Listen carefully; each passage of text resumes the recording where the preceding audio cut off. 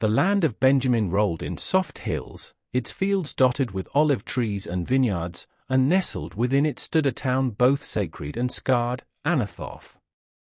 It was small and seemingly unremarkable, tucked away from the centers of power, yet its name echoed with holy significance.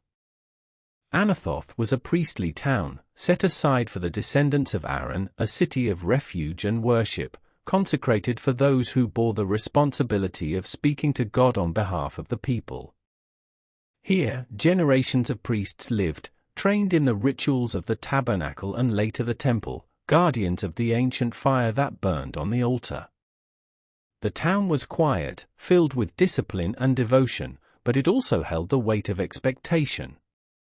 To be born in Anathoth was to be born into purpose, into a legacy that reached back to the wilderness and the commandments given on Sinai. It was in this town that a boy named Jeremiah took his first breath. The son of Hilkiah, a priest of the household of Anathoth, Jeremiah would grow up within its narrow streets, hearing the psalms sung at dawn, watching the priests in white linen prepare for sacred duties, and listening to the whispers of prophecy passed like secrets between elders. The soil beneath his feet was holy ground. But Anathoth was also a town of conflict. In time, it would become the place where its own would turn against the prophet it raised. When Jeremiah began to speak the words of the Lord, warnings of judgment, calls to repentance, visions of destruction, it was not strangers who first opposed him. It was the people of Anathoth.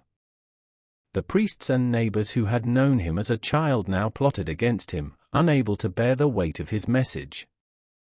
Still, Anathoth remained more than a backdrop to Jeremiah's pain.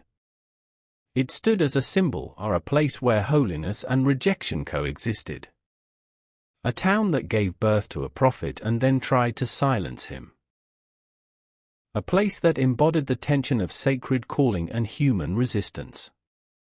And yet, even in its betrayal, Anathoth was not forgotten by God. In one of the most personal moments recorded in prophecy, the Lord tells Jeremiah to buy a field in Anathoth as a sign of future hope. While Jerusalem faced siege and destruction, the purchase was a promise: fields would once again be bought, vineyards would be planted, life would return. The very town that had turned against him would be part of God's redemption story. Anathoth was more than a location. It was a living parable. A place of calling and conflict, of faith and fear. It reminded Israel, and us, that even in the most sacred spaces, the human heart must choose whether to embrace the truth or resist it. And for Jeremiah, it was always home.